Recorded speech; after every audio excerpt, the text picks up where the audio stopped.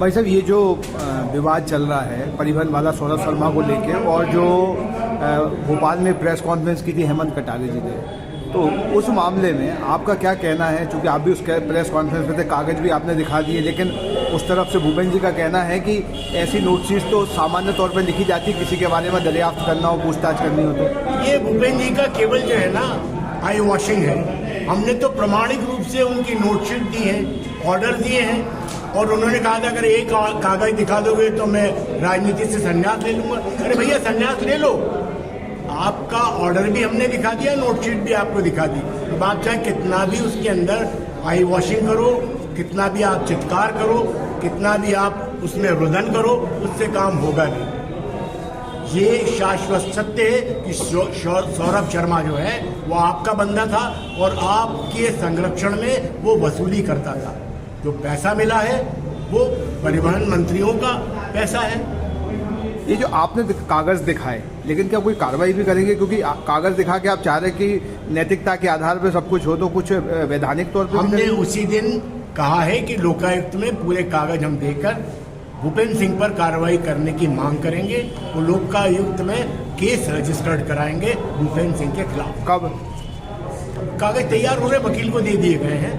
वो मैं समझता हूँ 10 से 15 दिन के अंदर लोकायुक्त में केस रजिस्टर्ड हो जाएगा। एक सवाल और कि जो हेमंत कटारे जी की भाषा शैली थी, उस पर काफ़ी सवाल उठे कि बिलो द बेल्ट वो बात कर रहे हैं, जिस तरीके के शब्द उन्होंने इस्तेमाल किए। अभी कल भी जो बातचीत की उसमें भी ऐसे कुछ शब्द आए हैं, तो आपको उन शब्दों पे खेद है या ये मतलब राजनीति की तरीके से चलता रहेगा? देखिए, अगर भूपेंद्र सिंह जी जिस तरह का प्रहार कर रहे हैं, उन्होंने हेमंत जी और उनके भाई पर जिस तरह के अनर्गल आरोप लगाए हैं, तो निश्चित रूप से उनको उसी तरह के उत्तर मिलेंगे। आप ये कह रहे हो कि साहब वो ड्रग माफिया हैं, वो इस तरह के काम करते हैं, तो आप तो गृह मंत्री रहे हो ना, आपके संरक्षण में हो रहा था क्या?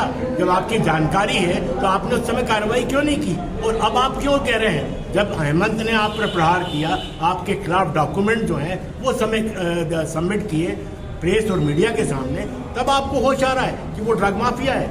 जब आप गृह मंत्री थे तब आप क्या कर रहे थे? ये जो लड़ाई दिखने लगी है, जो कांग्रेस बनाम भूपेंद्र सिंह या हेमंत कटारे बनाम भूपेंद्र सिंह दिखती है, लेकिन कहीं सौरभ शर्मा पीछे छूट जाता है दोनों पार्टियों का, जैसे राजनीतिक विवाद की तरह दिख रहा है।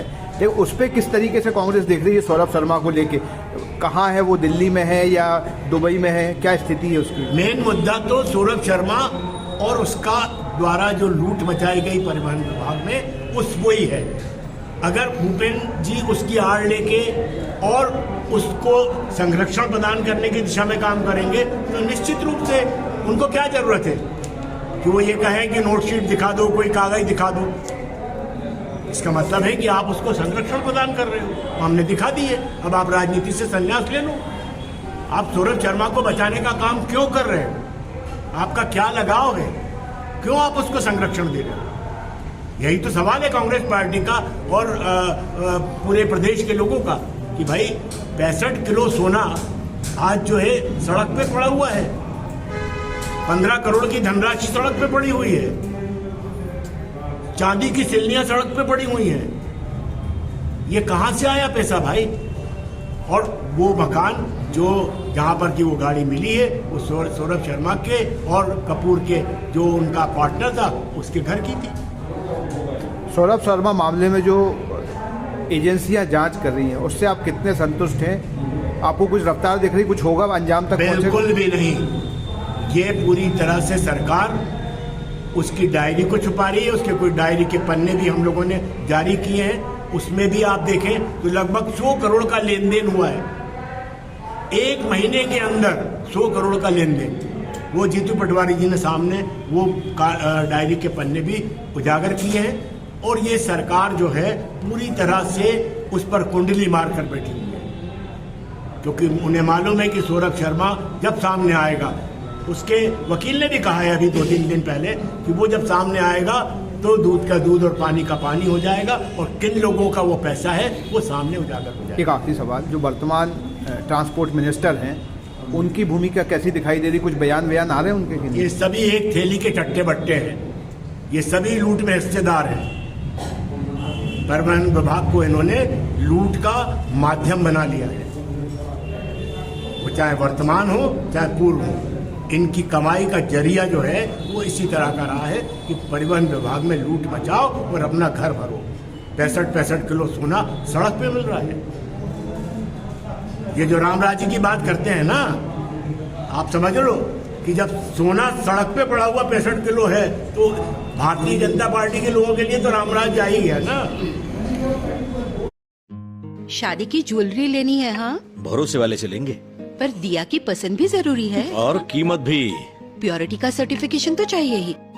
फैंसी ज्वेलर्स है ना, सोना चांदी और सर्टिफाइड डायमंड ज्वेलरी सभी एक ही जगह पर। प्योरिटी का सर्टिफिकेशन मम्मी के लिए, भरोसा और सही कीमत पापा के लिए, और लेटेस्ट डिजाइन मेरे लिए।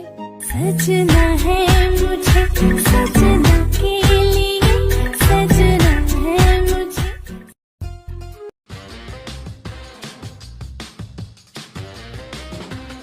आई वेयर, सनग्लासेस और कॉन्टैक्ट लेंस के सभी लीडिंग ब्रांड्स अब एक ही छत के नीचे। अग्रवाल आई केयर, द्वारका जी कॉम्प्लेक्स, सिविल लाइंस, सागर।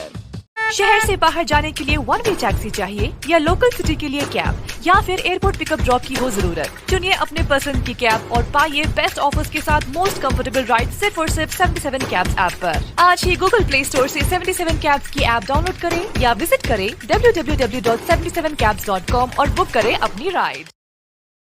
क्या आप महंगी दवाओं के खर्चे से परेशान हैं? अब इस चिंता से मुक्त हो जाइए।